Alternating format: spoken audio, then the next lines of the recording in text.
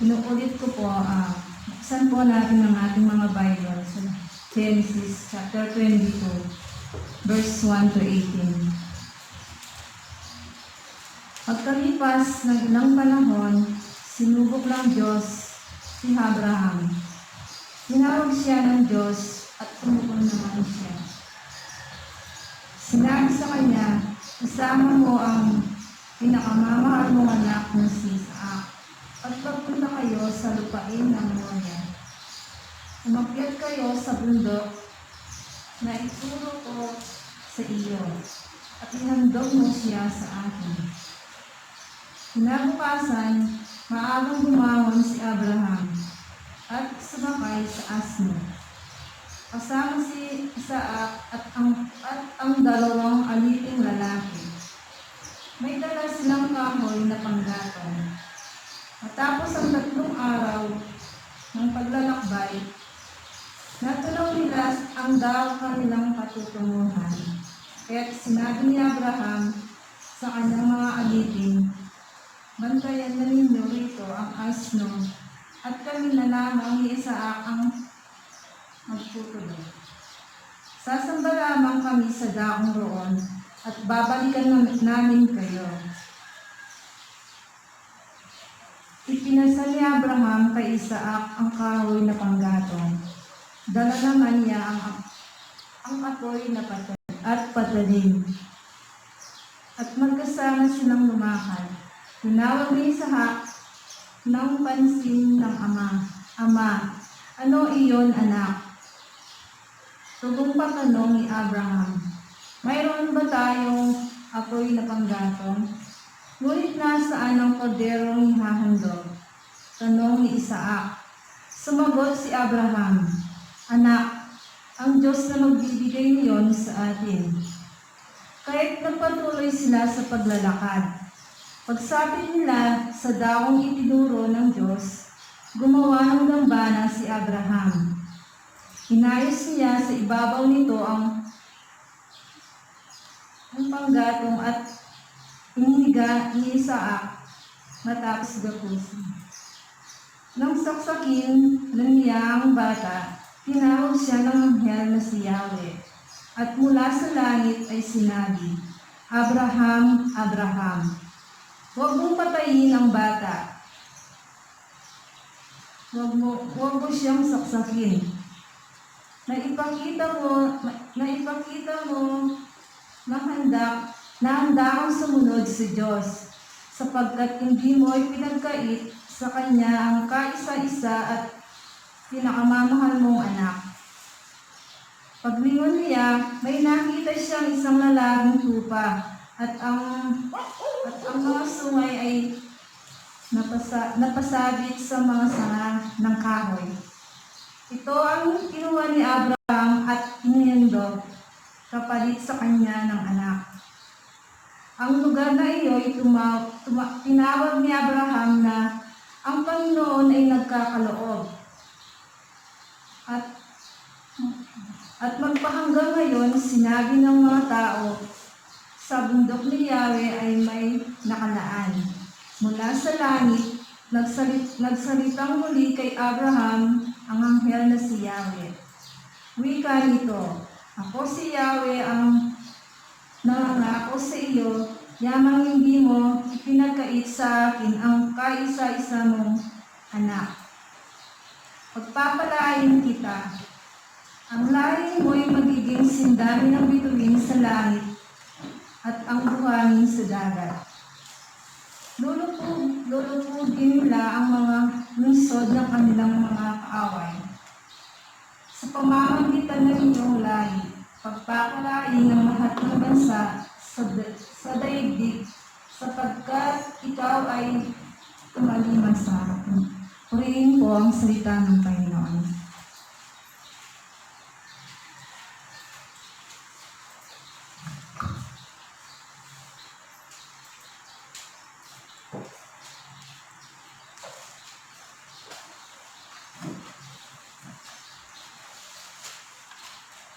Okay, salamat po.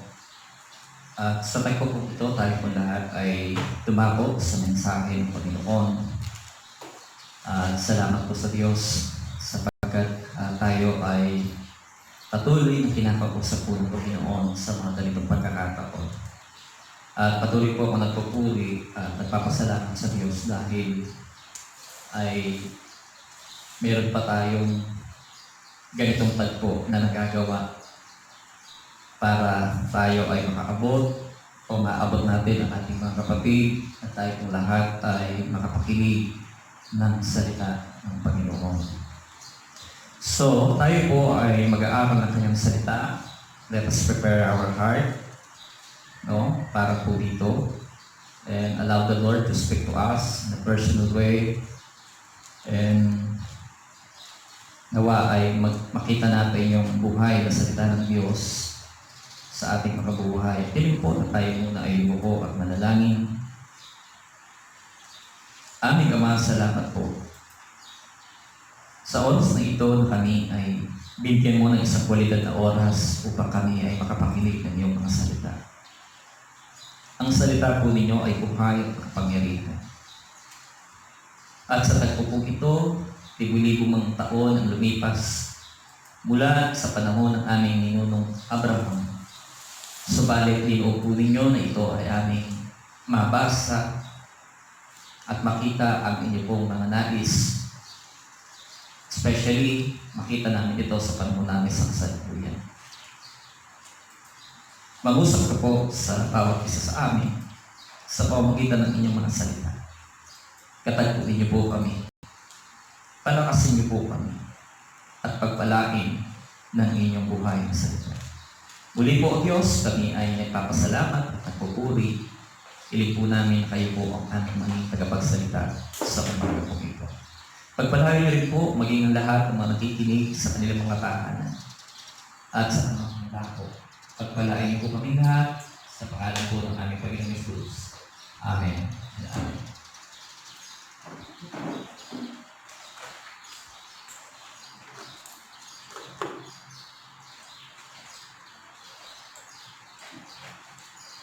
Okay. Ang mensahe po ng Panginoon ay pinamagatan po natin, when worship demands sacrifice. So, I know na ito pong panahon natin, ito po yung panahon na kung saan ay nagdidemand sa bawat isa sa atin na kung paano tayo magpupuri sa Panginoon. Sanay tayo sa pananambahan na walang pressure, walang paghahanda tulad ng ating ginagawa sa kasalukuyan. Sanay tayo pumunta sa simbahan na wala tayong iniisip na curfew. Sanay tayo pumunta sa simbahan na tingin natin kapag tayo ay nagsisimba at nasa loob ng simbahan, tayo ay lalabas na kung saan ay nakatingala sa atin ng tao at sasabihin, mabuti pa siya nakapagsamba.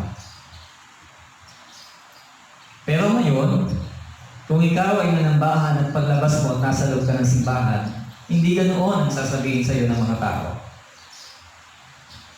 Ang sasabihin sa iyo ng mga tao, kas siya sa buntok na yun eh. Pwede naman manalangin kay bale, o tinala mo manalangin kay bale. Masyas na talaga buntok.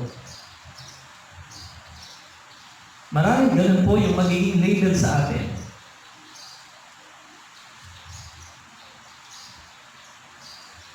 At yun po ay isang nakakalungkot na pangyayari. Subalit ganun pa man, tayo ay naniniwala na tayo ay nilagay ng Panginoon sa ganitong mga panahon at ganitong mga sitwasyon. Dahil ang Diyos ay may nais na makita para sa atin. Kaya naman sa tagpupong ito, ang Genesis chapter 22 verses 1 to 18 ay ating pagbubulay-bulayan at bayaan natin na sa tulong po ng banal na Espiritu ng Diyos po ay mag-usap sa atin. Na tila baga na hindi si Abraham ang kinakausap, kundi tayo. Bayaan natin makita ang mga ilang mga bagay na pwede nating matutunan sa pagkakataon pong ito. Nais ko po itong basahin in the book of Genesis chapter 22 verse 18 sa NIV version. In verse 1, sometime later God tested Abraham. He said to him, Abraham, here I am, he replied. Then God said, take your son, your only son, Isaac, whom you love, and go to the region of Moriah. Sacrifice him there as a burnt offering on one of the mountains I will tell you about. In verse 3, early the next morning, Abraham got up and saddled his donkey. He took him with the two of his servants and his son Isaac. When he had cut enough woods for the burnt offering, he set out for the place God told him about. Verse 4, on the third day, sa ikatlong araw, Abraham looked up and saw the place in the distance. In verse 5, he said to his disciple, he said to his servant, stay here with the donkey, while I and the boy go over there. We will worship, and then we will come back to you. That's the first verses. Ito po yung mga unang 5 talata doon sa kasaysayan at sa istorya ng panahon po ni Moises o ng panahon po ni Abraham. Bibigyan ko lamang po kayo ng ilang historical background regarding this. Kung babasahin po natin ang Book of Genesis, ang ibig sabihin ng Genesis ay pasimula, in chapter 12 ng Book of Genesis, ito po yung pagkatawag ng Panginoon kay Abraham, na kung saan ay iwan niya ang kanyang bayan, ang kanyang tahanan at ang kanyang pamilya, at pumunta siya sa lupain na ipapakita sa kanya ng Panginoon. And then, pinangakuan siya ng Panginoon na ang sabi ay ganito, in chapter 12, I will make you into a great nation and I will bless you. Gagawin kitang isang malaking bansa at pagpapalain kita. I will make your name great and you will be a blessing at ikaw ay magiging pagpapala. I will bless those who bless you and whosoever curses you, I will curse. And all people on earth will be blessed through you. This is the call of Abraham. Actually, this is not the first sacrifice did by Abraham. But as we see in the chapter 12, makita na natin yung mga sakripisyo na kanya gagawin dahil sa pagtalima niya sa pagkatawag sa kanya ng Panginoon, na kailangan niyang iwan ang kanyang bahay, ang kanyang pamilya, ang kanyang tahanan, at pumunta siya doon sa lugar na kung saan na itinuturo ng Panginoon. Alam po ba ninyo kung saan yung lugar na itinuro sa kanya ng Panginoon? Doon sa lugar na hindi siya magiging komportable.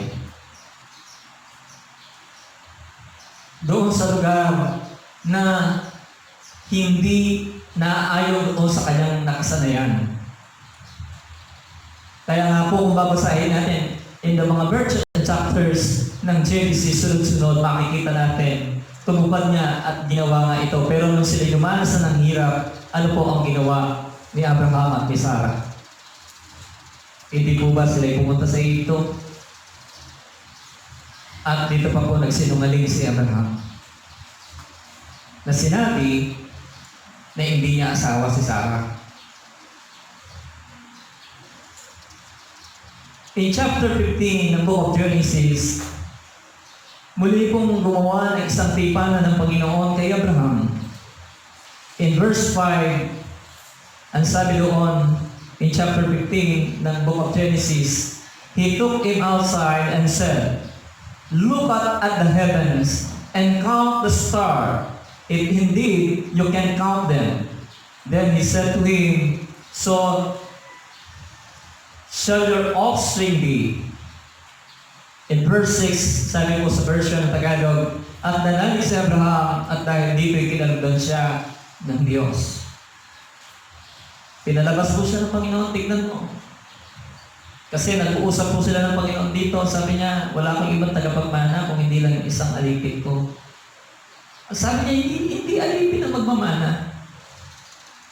Tignan mo, tumingala ka sa langit, tignan mo ang magbibigay. Ganoon magiging karami ang iyong lahi.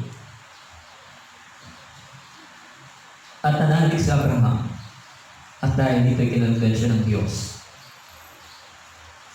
Dahil may pangako sa kanila ang Panginoon na sila'y magiging isang malaking bansa, subalit ang totoo po ay may problema rito. Dahil sa panahon pong ito, Sarah was 90 years old and Abraham is 99, going to 100. At si Sarah po ay hindi na dinadatnan ng dalaw. Siya po ay matanda na at napaka-imposible sa kanila. Sila po ay magkaanak.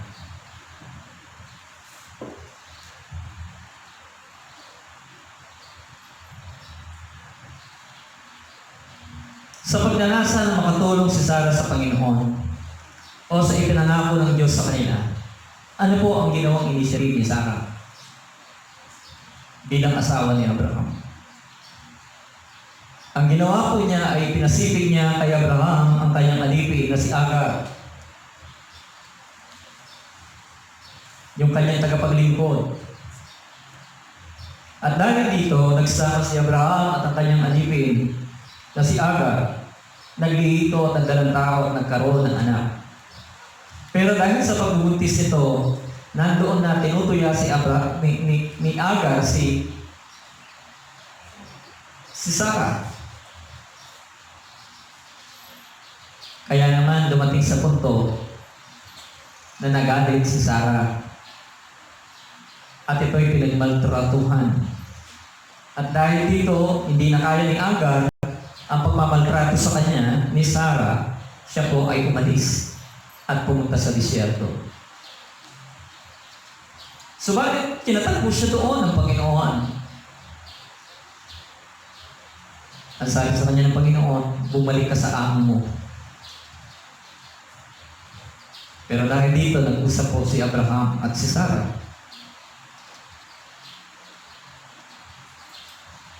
Ang sabi ni Abraham, ikaw bahala kasi alipin mo siya. At dahil dito ay pinangakuan din naman ng Panginoon si Agar na ang kanyang anak ay palangangalalanan itong Ismael at may mga ilang bagay na ipinangako ang Panginoon. Na sa pag-aakala ni Sarah, dito magbubula ang kanilang o yung pagkabuo o kaganapan ng pangako ng Diyos sa kanila. Ngunit, hindi ito ang ipinangako sa kanila ng Diyos. As we go back into chapter 18, there are 3 visitors came to the tent. May 3 anghel o may 3 bisita silang dumating.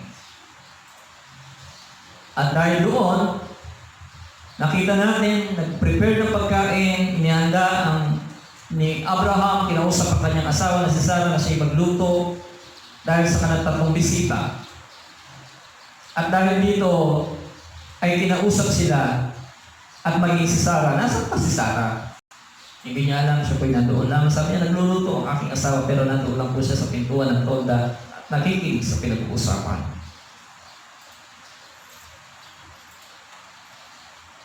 Ang 3 pong ito ay mayroong na sabihin sa kanila na sila po ay magkakaanak. Pero alam po ba ninyo, Si Abraham at si Sarah ay may pakainila po, ay nga pakainila. Tainiman na po, kaya karela ng tsura, mga pakainila, kaya sabihin na rin akong rin. Sapagkat sila'y matanda na. At si Sarah hindi na po dinadala ng dalaw. Pero tinanong siya ng Panginoon, Sarah, bakit mga pakaibigan? At yung tawaring imposible kay Diyos. Sabi na Sarah, di po, didinay niyo po. Yan, ganun pa man. In chapter 21 ng Book of Genesis, ito po yung kapanganakan ni Isaac. In verse 1, now the Lord was gracious to Sarah as He had promised.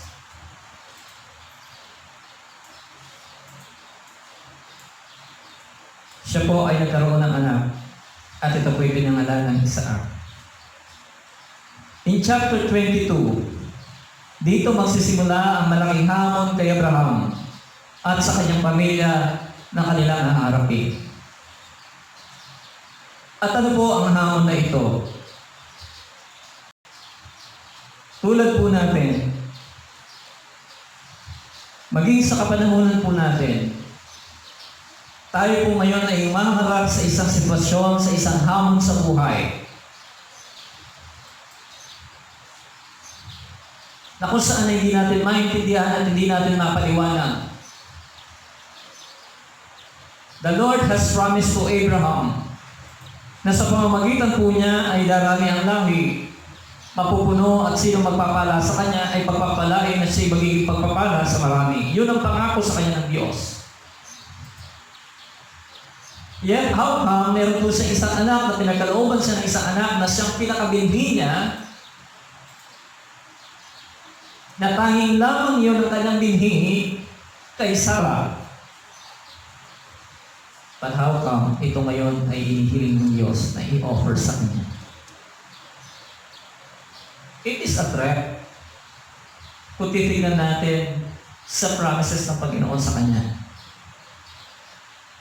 Because He has only a one seed. And that is only Isaac. But you know what, in chapter 22, if you read the first verses and the first 5 verses, makikita po ninyo how Abraham respond to the Lord.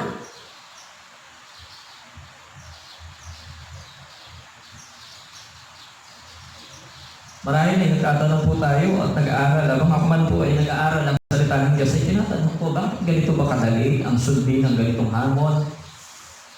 Ganito ba kasimple ang sumunod kapag ganito na ang inuutos ng Diyos at inihiling ng Diyos? Kaya nga po ang sabi ko kanina, sanay tayong magpuri, sumamba na walang sinasakripisyo. How come a good God asked His only Son to offer to Him?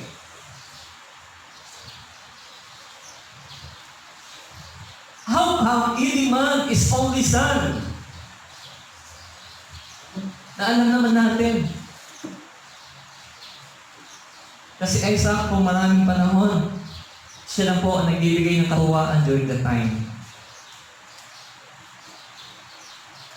Sila po ay tuwang-tuwa, masamayang kasama ang kanyang anak.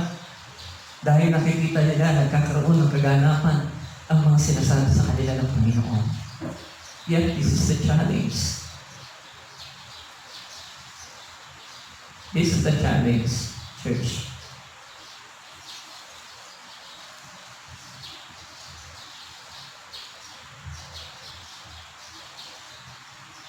Sometimes we are rebuked by God for through His Word. Ang tingin natin, napakasimple ng pagsamba. Napakasimple magpuri sa Diyos. Pero sa pagpupok ito, when God demand,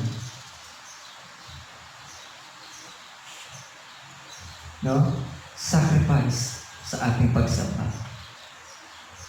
or when worship demands sacrifice.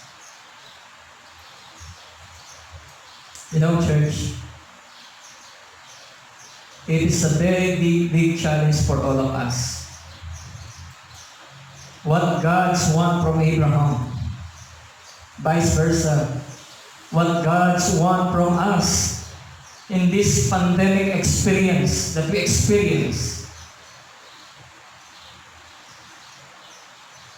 And how it is important how we respond to the Lord. Our message today is when worship demands sacrifice, are you willing? Especially in our age today, it is a big challenge for all of us. When our praise, our worship demands sacrifice, are you still worship Him?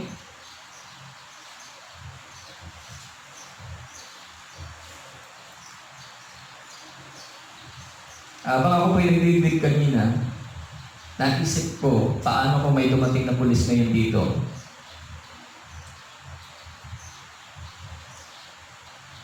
At ulihin tayong lahat.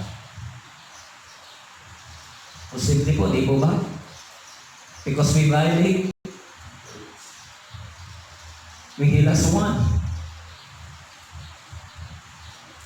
Pero meron po akong i-request sa kanila. Ano pong i-request ko sa kanila? Hintayin po nilang matapos yung gawain ng Panginoon bago ko restricted. At kung ako'y bibigyan nila ng pagkakataon magsalita, maging sarap ng ating Pangulo.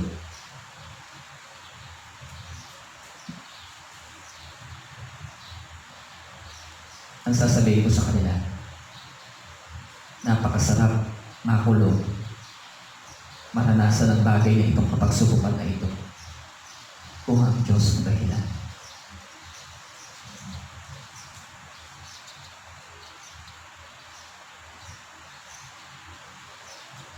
Marahil ay iba't ibang batikos ang sasabihin nila. Yan hindi yun ang mahalaga. Because today, God is still looking. God is still giving us this kind of situation. It's the same at the time of Abraham.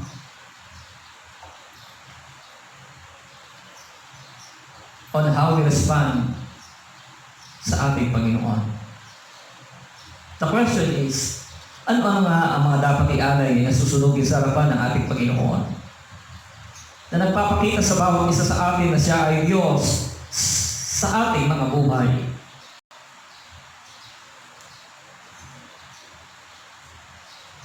Naalala ko po ang sabi ni Pastor, sa panahon po ng karamdaman, sa panahon ng krisis, mas naging totoo ang panalangin at paglilingkod sa Diyos. Sabi ko nga maraming pwede maging pagpapala sa inyo ang mga karanasan ito dahil bawat isa sa atin ay mayroong kanya-kanyang istorya. May kanya-kanyang testimony. Sabi ko nga kay Sister Joy, time will come after this, magkakaroon tayo ng mga pagpapasalamat at higit na rito yung ating pong pagbibigay ng mga testimony kung ano po yung mga bagay na naranasan natin. And this is our preparation for this coming January or February. We will have a church anniversary sa church natin.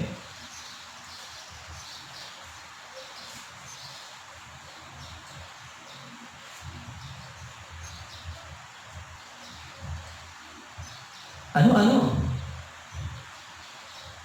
Are you asking yourself what God's from you? What God wants from you? Kay Abraham, the first one is, what is the price of sacrifice?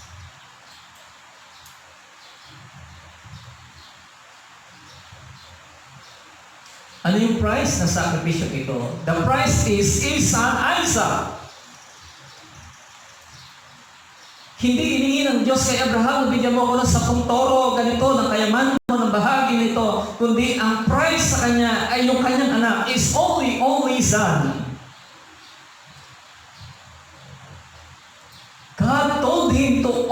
His own Son, offer Him as a burnt sack offering to the Lord. It offers si Isaac bilang isang handog na susunugin. You know, maybe these are questions. Kung babasahin po ninyo in chapter 22, at babaybayin yung matagal na pagbabasa. Ang sabi po dito in chapter 22, sometime later God tested Abraham. He said to him, Abraham, here I am, he replied. Then God said to him, God said, take your son, your only son, Isaac. And then may kasunod po ito. Ano sinabi ng Panginoon? Whom you love. Take your own son, whom you love. Na pinakamamahal mong anak.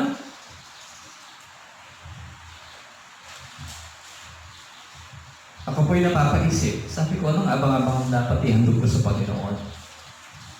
Ano bang dinidiman ng Panginoon sa akin sa buhay ng bawat isa sa atin sa panahon po natin ito? Ang hirap kong ibigay yung bagay na mahal mo. Ang hirap po ito. Sa mga binata rito, mahal nyo, bibigay nyo? No way.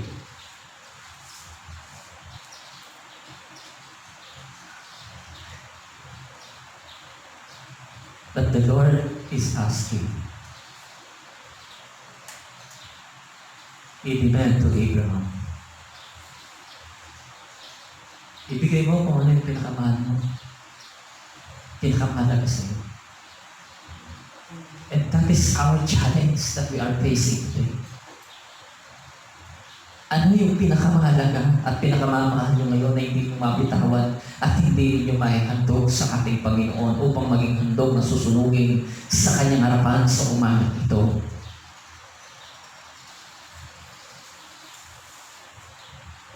Sanay tayo maghandog ng barya-barya. Mga bahagi. But what is the price of this sacrifice?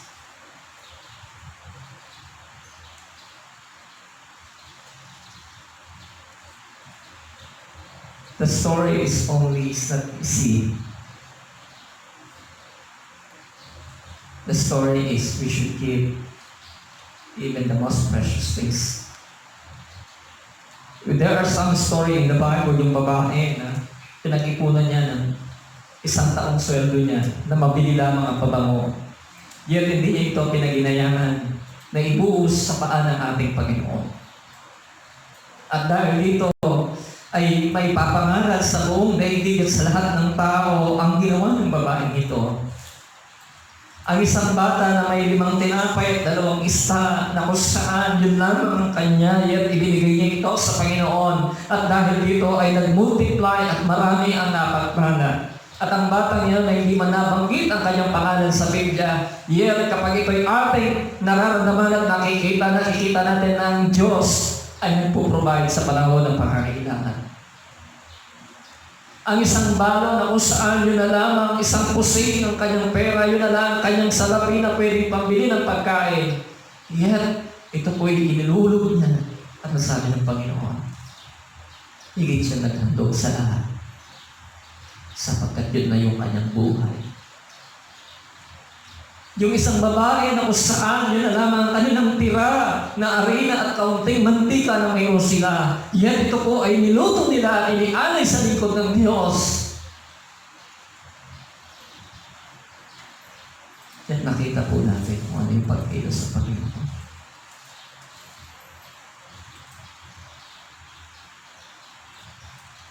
Kapatanan, ipaman niyang ba dapat ito kaya katamo?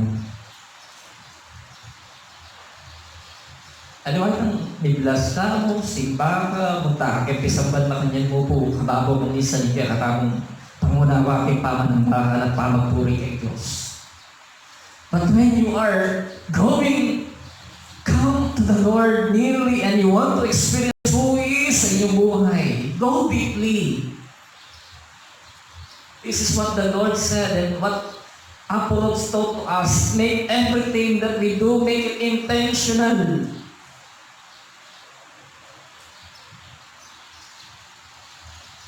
Gawin natin ito. And you know bakit ganun na lamang yung pagsunod ni Abraham? Sa palagay mo hindi mahirap sa kanya bilang isang ama. Yung nga nang bukas, ma-opera yung anak mo. Ikaw na tatay, ngayon pa lang di ka na makatulog eh. Hindi mo na alam kung sinong ite-text mo para sabihin sa mga tao, sa mga kamag-anak mo na ipag-pray ang anak mo na makarecover, na mapagtagumpayan niya yung ganong sarili. Pero how come ikaw pa mismo mag-aakot, ikaw pa mismo ang magsusunog sa kanya sa harapan ng Diyos.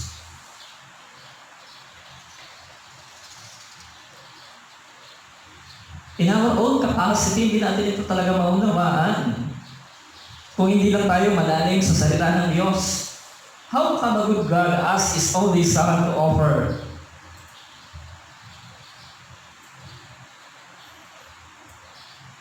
But you know, in chapter 1 or verses 1 to 4, makikita natin yung total submission ni Abraham sa ating Panginoon. The thing is, and I ask you, meron po ba tayong ganitong katangian that we are totally submissive sa ating Panginoon? No matter what He asks sa atin, kahit ito'y nangangahulugan ng buhay na natin na nakakaya, yet we are still willing and willing to give our praise sa ating Panginoon.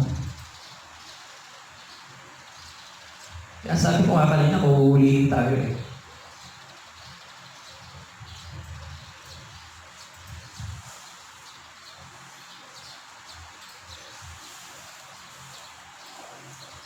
Hindi po permit ang Biblia para sumuway tayo sa utos ng gobyerno.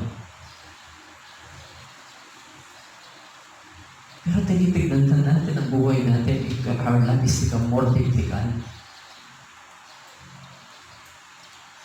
Dahil sa pagpupuri at pananambahan natin sa Panginoon.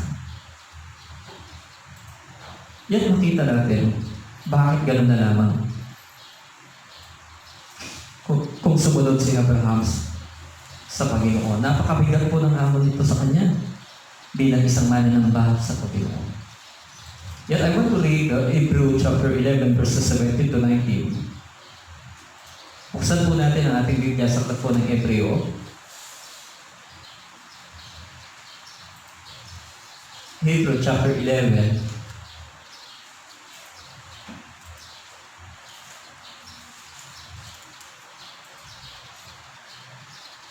Okay.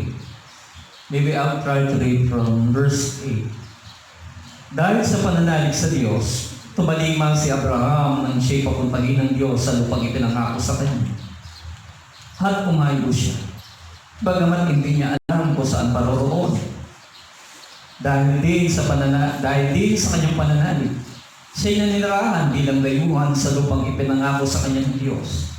Tumira siya sa loob ng tolda kasama ni Isaac, at ako na kapwa tumanggap ng gayong ding pangako mula sa Diyos. Habang hinihintay niya na may tatag ang lungsod, na ang nagplano at nagtayo ay ang Diyos. Dahil din sa pananalig sa Diyos, si Sarah, bagamat matanda na, ay niloob ng Diyos na magkaanak, sapagkat nanalig siya na tapat ang nangako. In verse 12, kaya sa taong maituturing na halos patay na, ay nagmula ang isang lahi na naging kasindami ng bituin sa langit at ng buhangin sa dalampasigan. Silang lahat ay namatay ng may pananalig sa Diyos. Hindi nila nakamtan ng mga ipinangako ng Diyos, ngunit natanaw nila iyon mula sa malayo. Kinilala nila sila'y dayuhan lamang at nangingibang bayan dito sa lupa. Praise the Lord. Ipinakikilala ng mga taong na nagsasalita ng gayon na nag-aanap pa sila na sariling bayan.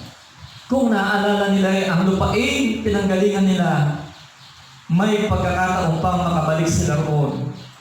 Ngunit ang hinangad nila ay isang lungsod na lalong mabuti, yaong nasa langit, Kaya hindi ikinaya ng Diyos na siya maging Diyos nila sapagkat ipinaganda niya sila ng isang lungsod. In verse 17, at nang subukin ng Diyos si Abraham, pananalig din ang nagudyok sa kanya na ihandog si Isaac bilang ahin sa Diyos. Handa siyang ihandog ang kaisa-isa niyang anak. Gayong ipinangako sa kanya ng Diyos na kay Isaac magmumula ang magiging lahi niya. Naniwala siya, muling mabubuhay ng Diyos si Isaac at patalinhagang pangungusap na balik nga sa kanya si Isaac mula sa makapatay. Patakupunan din, bakit makanya niya mo? Sa basic, Abraham kay pagsunod kay Ginoo. Dahil meron siyang pananampalataya na si Isaac man po ay muling bubuhayin ng Panginoon.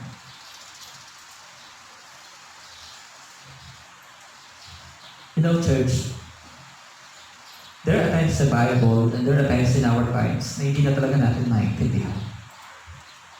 And we cannot comprehend our limited mind. Yet kung tayo ay dumaranas na ng ganito na hindi natin mapaliwanag, let us go to God and study theology. Pag-aralan natin yung kanyang mga attribute, yung kanyang mga katangian. Kung sino siya. Kung ano siya.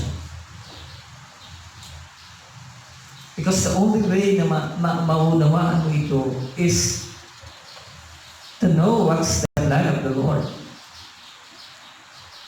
To know what He says. To know what is in the heart of the Lord.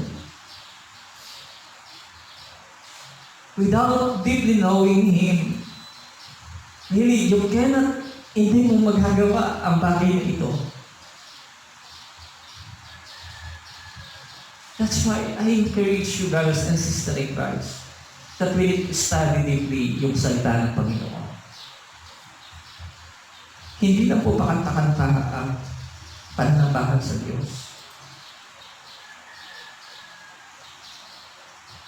Let us study the Word. And we need to be rooted when it comes to the Word of God. If we don't know yung mga plano at mga ipinangako ng Diyos, salamat because Abraham knows, sabi ng Hebrew. And because of this faith, naranasan nila ito at nagawa nila yun. You know, alam ninyo, sa isang relihiyon na wala kayong sakripisyo, hindi nyo ito mamahalin.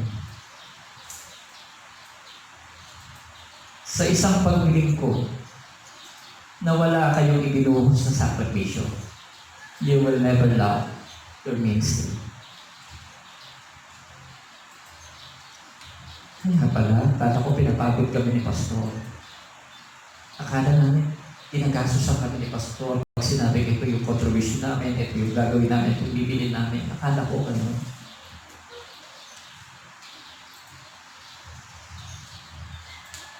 That's why dapat makita natin ito. Ang dami tayo sa church natin, huwag na tayo umalis.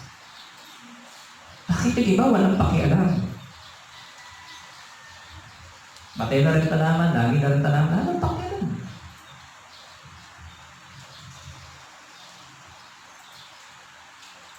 So, lahat talaga sila sakripisyo.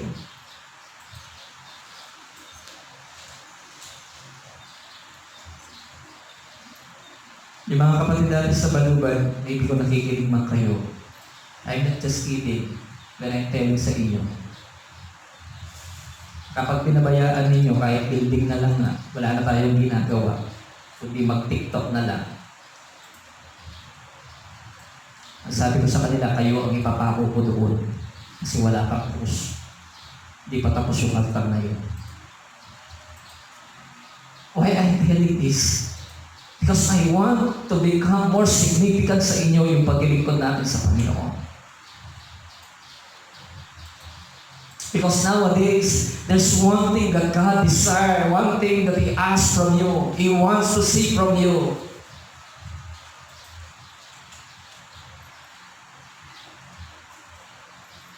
to see what price of your sacrifice na inalalaan sa Panginoon. Anong klaseng sakripisyo? Dali natin magreklamo, dali natin mapagod. Kahapon ay may nag-comment po ako. Marahil kilala kung saan mo na yung kay Bagyo. Iyunog ng D. Meron niyang admin. Ting solidarity. At huwag ka mo niya makapokus sa tuloy. Lagay na kay word.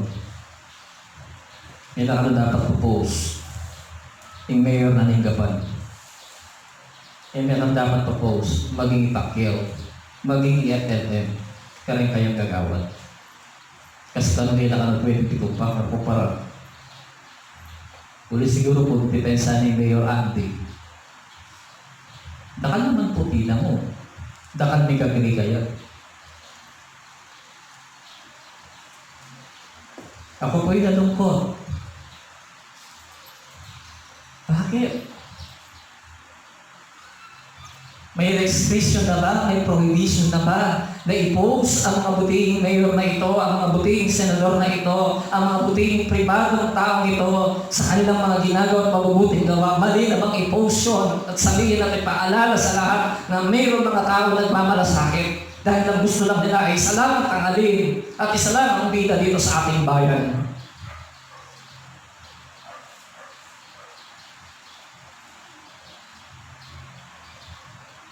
Sabi ko, sana nila sa Mayor Emin niya, banta dyan niya man, niya papuntalong tindapan.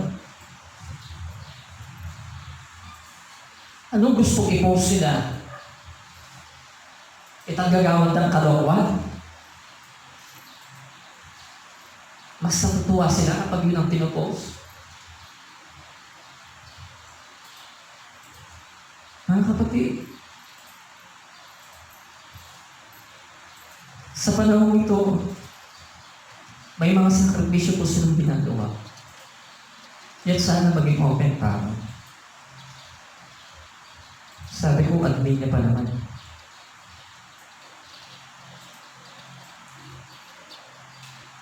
Pero makanyan man niya yun niya, kitang pinoto. Siguro akin nila, at kagad may pumbira. Pero sorry kasi I screenshot him. Pinost ka kaya si Ellen Tiro. At pisadyan niya. We need to be critical when it comes sa mga messages that we are posting. Piluhin mo, ang Solidarity, mayroong 21 plus K na members. Maybe some of you members na binuo ni Donnie Leon. I'm not against their leadership.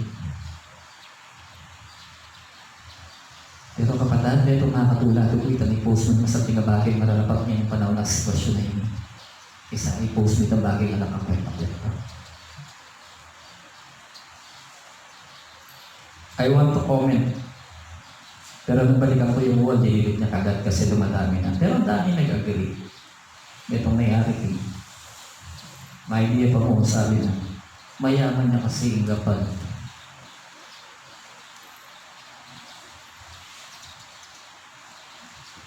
Mga kapatid, ito isang hamon sa kanilang paglilipod.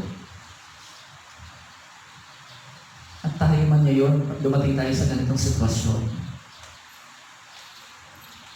isang hamon din sa atin na ginagawa natin ng paraan upang mapaganda yung paghahatid natin ng mensahe ng Panginoon sa ating mga members. Ang dali sa akin na ilagay na lang by Facebook kung mag-isa, i-share kong ganito. Pero bakit ginagawa natin ito? Because that is lamang yung bagay na maipalaman natin sa ating mga nasasakupan, sa ating mga pinaglilingkuran kung gaano natin sila kamahal at ginagawa natin ito ng intention.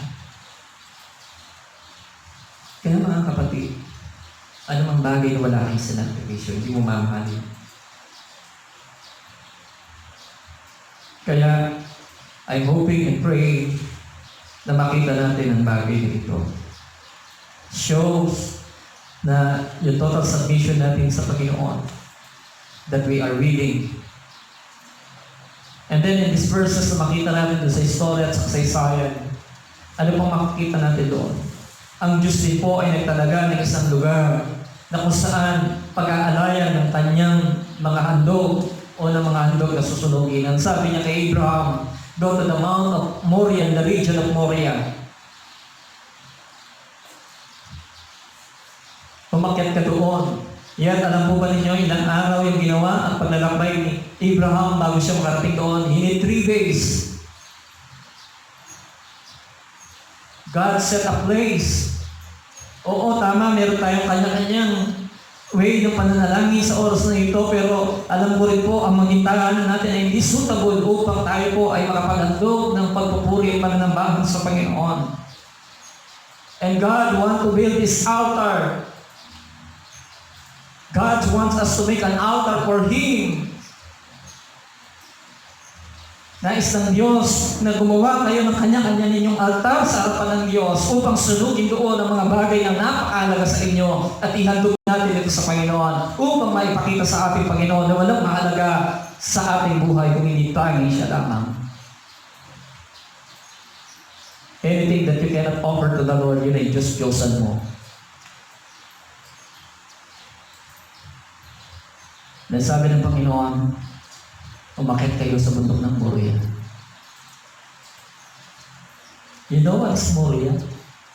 Alipo Moriah yan, Moriah.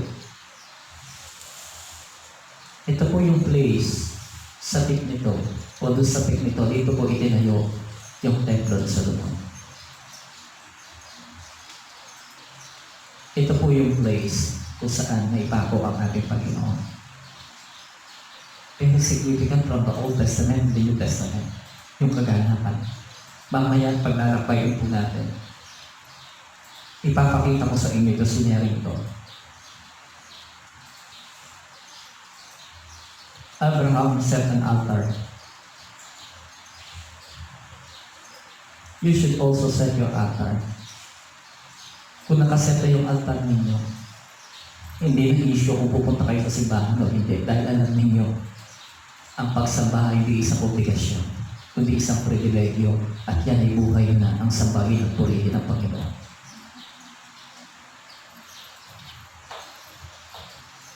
Ang pagsamba, hindi po ito option.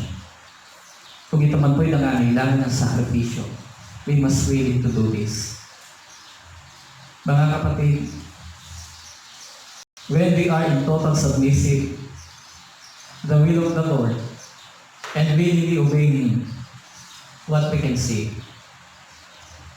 and what we can experience. Of course, we will experience the reward of our sacrifices. And what is the reward? When God saw this, naglaan sila, nagtayo sila ng altar, natapos na nila, sinabi ni Abraham sa kanyang alagad, hindi na kayo pa, dito muna kayo, ako na yung pupunta doon, kasama yung aking anak, at ang isasamba sa Diyos. At pagdating doon, ay nandoon na yung paggatong, bit-bit-bit-bit, pasan na pasan, ni Isaac, no, ang ganda sa bundok, at yan ang kanyang tatay, ganoon din naman, inayos yung mga bato, yung altar, na pwedeng pagsunugan, at nung mailatag ng lahat ng ito, ay yung tanong po yung anak. Sabi niya, Ama, lahat preparado na. Saan yung ating ihahandog? No karinig, kaya katawag niyan doon. Ano pong sagot ni Abraham? The Lord will provide. The Lord will provide.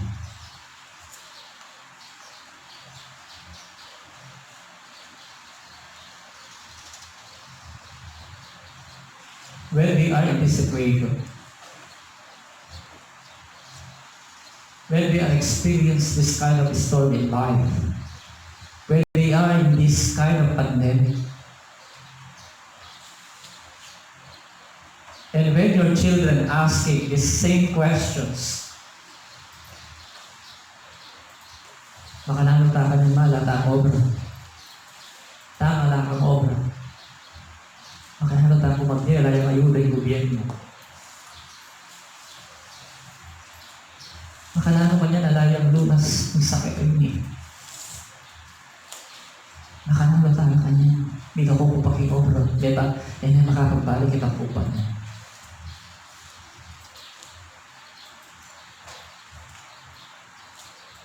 Lalabas pa sa bibig natin yung word na hindi mo yung magkaloob. Mga tatay, napakalaki ng role ninyo sa panahon ito. Na maipakita natin na ang Diyos ang gagawa ng solusyon. And because of this, I do believe ang hirap nito sa puso bilang isang ama ang iyong gagawin na pagsasakripisyo.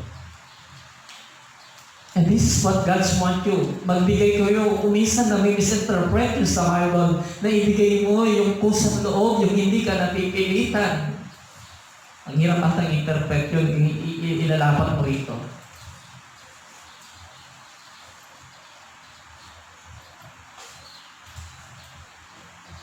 Pero dito, nakikita natin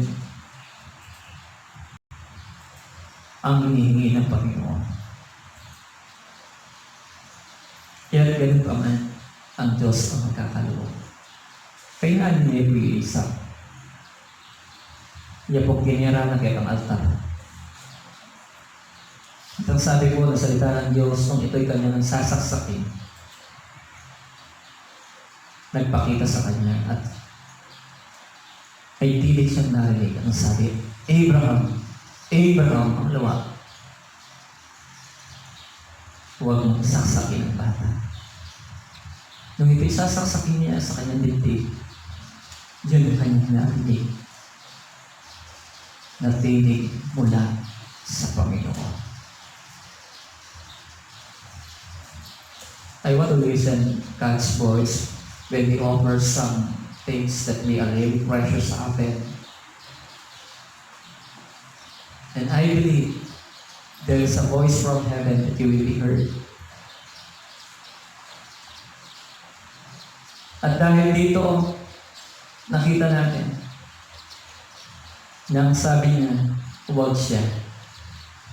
At meron isa pong nakalagay doon, sumapit ang kanyang sungay doon sa isang sanga o doon sa isang puno upang kanilang ihandog sa Panginoon. At dahil dito, tinawag na ni Moises ang lugar na yon that God is a Jehovah Jireh. Ang Diyos ang nagkakaloob. Ang Diyos ang nagbibigay. Church, huwag ninyong isipin, when you are giving something to the Lord, when you are sacrificing, when God demands sacrifice in you, ay nawawalan tayo. But this is the only way to see how God's work and how we provide sa lahat ng ito. If we faithfully and willingly and submissive tayo doon sa kalooban ng ating Panginoon. And you know, this is also the picture doon sa sinabi ng Panginoon sa New Testament. Ano yung sinabi ng Panginoon sa New Testament? Sino man sa inyo na mahal nila higit ang kanilang magulang, ang kanilang anak, ang kanilang kapatid higit sa akin, hindi siya dapat maglingkod sa Diyos. This is the application, church. Kung minsan dali natin mag-pretend ang salita na tayo ay willing maglingkod sa Panginoon. Pero mga kapatid, ito isang hamon. Ito po isang pagpapakita sa atin. Can you imagine what Christ did? It's like Isaac. Mula sa ibaba, pasan niya yung kahoy. Papunta doon sa bundok ng Golgotha. And how difficult to our Heavenly Father na siya mismo ang kikitil sa buhay ng kanyang anak. This is a picture sa gagawin ng ating Panginoon in the New Testament. But see, church, The provision of the Lord is not a material things. Nakala ng iba kapag naglingkod sila sa Panginoon, okay, mapapala sila materially, they will be blessed. Hindi po ganoon. Abraham, sumunod siya dito. Pero hindi yun ang ibinigay sa kanya ng Panginoon na blessing pang material, kundi anong ibinigay sa kanya ng Panginoon? Alam. Anong meaning ito kung alam at kung kailangan? Alam, sapagkat ito yung isang kailangan ng tao sa kanyang kaliligtas. And the Lord provides sa atin. Sino? Walang iba kundi ang ating Panginoong Jesus. Because siya yung pinakadamos na kailangan natin. Anganin mo ang lahat ng bagay dito sa mundo. Makamtan mo man ang lahat.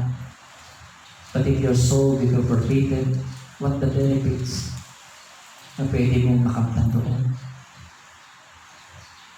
Mga kapatid, as you see, na kung saan yung provision ng Panginoon hindi lang po material,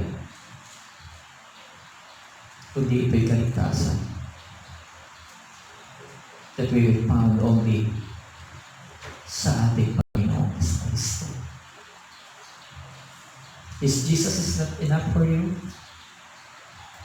Kung hindi enough sa inyo si Jesus, maraming siwang at maraming kulang sa inyo.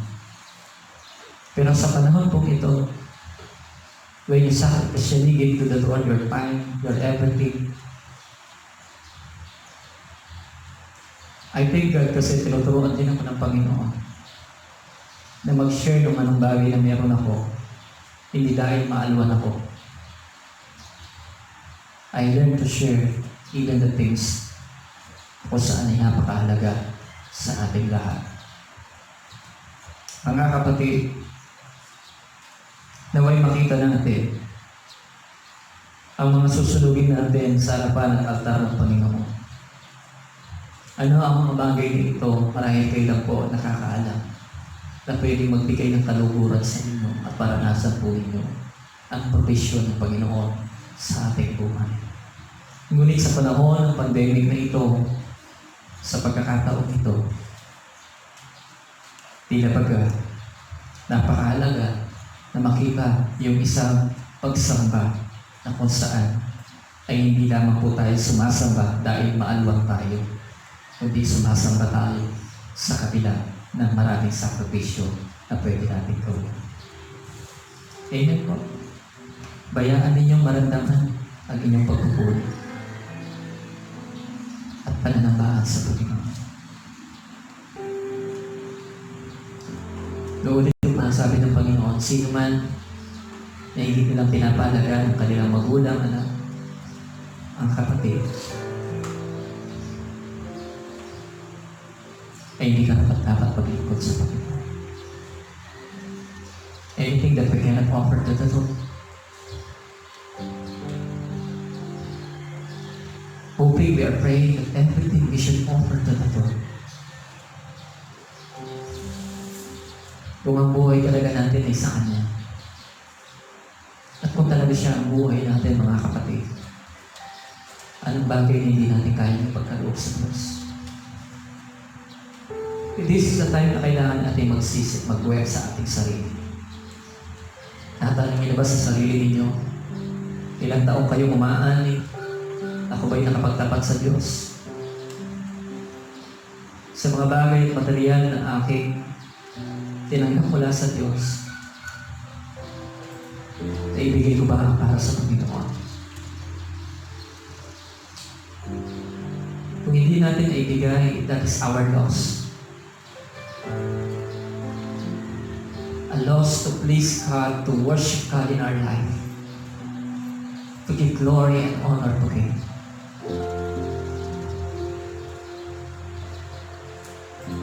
Church, nagagawa natin yun because hindi talaga natin siya ganoon kakilala. Hindi tayo ganoon kaintindi sa Kanya. Pero kung kakilala talaga natin ang Panginoon, sabi ng Diyos sa Kanyang salita, Ginawa ito ni Abraham dahil sa kanyang pananalig at dahil sa kanyang malaking takot sa Panginoon. Kung may mga bagay na hindi ninyo na i-offer sa Diyos, it means that you are not really adhere to Him. And He is not really a Lord in your life. Maybe kinikilala lang ninyo siya bilang isang tagapagligtas ng inyong buhay. But you are not telling Him na siya ang lahat-lahat sa inyong buhay. Mga kapatid, pagkaya natin ngayon na hindi atin ito sa Diyos. I believe in our short life here on earth, tayo po'y mabansagan ng mga men of faith and women of faith sa ating pong kapanahon. Ito po yung pwede natin pamana sa mga susunod na imanasyon. Hindi naman po sa pamamagitan ng ating mga salita, kundi sa pamamagitan ng ating pagpapakita kung paano tayo naglilingkod sa Diyos. Tayo yung maharap sa ganitong paghamon katulad ni Abraham. Ngunit paano natin malalagpasan ito? Gumawa po tayo ng pananambahan ng punong-puno ng pagsasakripisyo. Sumunod po tayo ng may pagsakripisyo. At gumawa po tayo ng altar para sa Panginoon. At ibigay natin ang lahat, maging ang mga bagay na minamahal natin higit. Ito'y iaalay natin sa Diyos. And you will see, in the last verses ng Bible, ang sabi niya, once again, God spoke to Abraham, pagpapalain kita dahil pinakita mo na may takot ka sa akin. Dahil pinakita mo na may pananalig ka sa akin. Magiging sindami ng bituin ng iyong langit.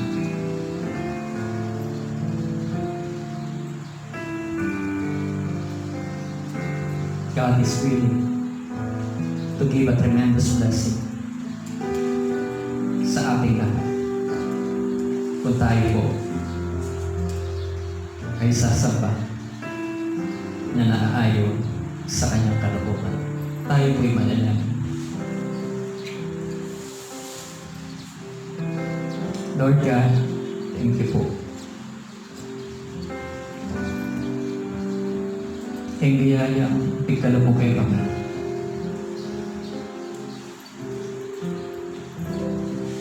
Tatawanan mo kayo pong magsakripisyo. Ibigay kayo ng bagay na may palugod na kayo kaming mami.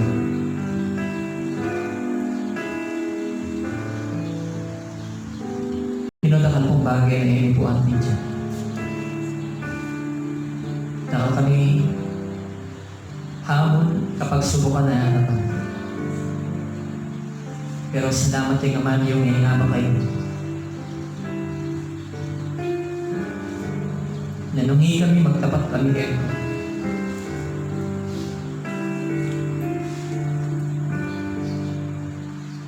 Nasa tayo ito kaya kayong provision.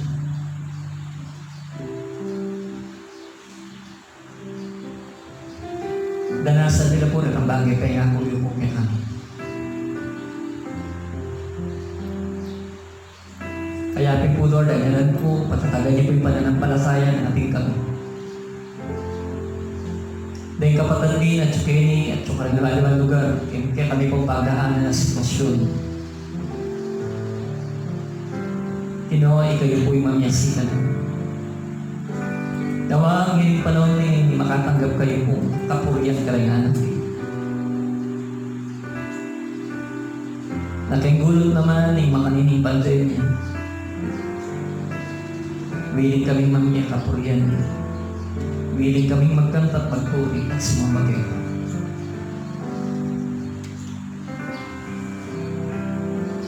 Lord, may we experience that you are our Jehovah Jireh. Sa mga kapatid namin na nahihirapan at hindi na alam kung saan pupunta. Sa aming bansa na nagsasabing mauubusan na Panginoon dahil dito. Lord, prepare a lamb. Sana nga po, makita nila ang aming Panginoong Kristo, masumpungan nila sa panahong ito. At magkaroon kami ng malalim na kaunawaan sa iyong mga salita. Panginoong Diyos, pagpalain po kami sa umagang ito. Salamat po sa pangalan ni Jesus. Itong aming dalangin. Amen and amen. Sige po, tayo po isama-sama magkaloob sa Diyos.